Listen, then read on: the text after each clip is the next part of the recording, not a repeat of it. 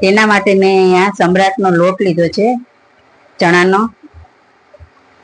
હું છું તેની પ્રોસીજર બતાવું છું. પહેલા મેં કડાઈમાં થોડું તેલ લીધું, પાણી એડ કરો. હવે એમાં અજવાઈન એડ કરો, મરીનો ભૂકો, હિંગ, જોઈતા પ્રમાણમાં નમક. આ સોડા ઉમેરું છું.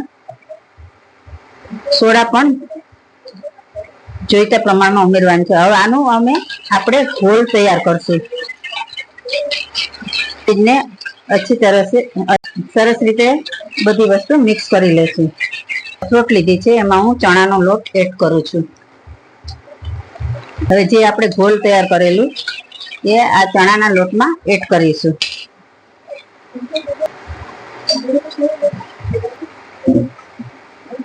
હવે લોટમાં મિક્સ કરેલો ગોળ મેં લોટમાં નાખ્યો છે. હવે એને લોટ બાંધું છું હું.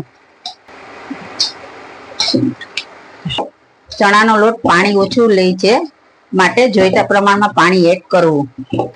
દેખો ફ્રેન્ડ્સ, ગાંઠિયા માટે લોટ તૈયાર થઈ ગયો છે. હવે એને 5 મિનિટ માટે રેસ્ટ ઉપર મૂકી દઉં છું. ફ્રેન્ડ્સ, ગાંઠિયા ઉપર મસાલો છાંટવા માટે મસાલો બનાવીએ.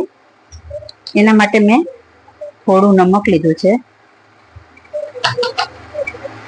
1 ચમચી ભરીને હિંગ લીધી છે, 1 ચમચી ભરીને મરી પાવડર. આ ત્રણેયને મિક્સ કરી દેવાનું સરખી રીતે. મારો મસાલો રેડી ગાંઠિયા ઉપર છાંટવા માટે.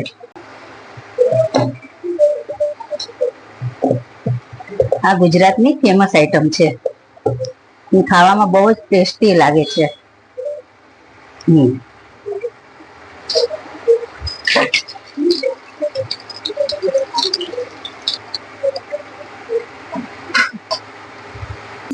ગાંઠિયા તરાઈને એકદમ સરસ ફૂલીને તૈયાર થઈ ગયા છે.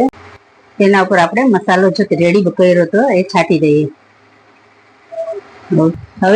હવે હું બનાવી રહી છું એ જ લોટમાંથી પાટા ગાંઠિયા.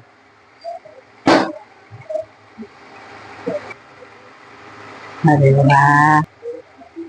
જો ફ્રેન્ડ, સરસ મજાનો પાટો ગાંઠિયો રેડી થઈ ગયો છે. થયો છે ને એકદમ બજાર જેવો જ કલરમાં. ગાંઠિયા પણ સરસ મજાના તૈયાર થયા છે. પર પણ થોડો મસાલો એડ કરીએ. તો ફ્રેન્ડ્સ, સવારના નાસ્તા માટે ગરમા ગરમ ગાંઠિયા અને પાટા ગાંઠિયા રેડી છે. ચાલો ફ્રેન્ડ્સ, એન્જોય ગાંઠિયા.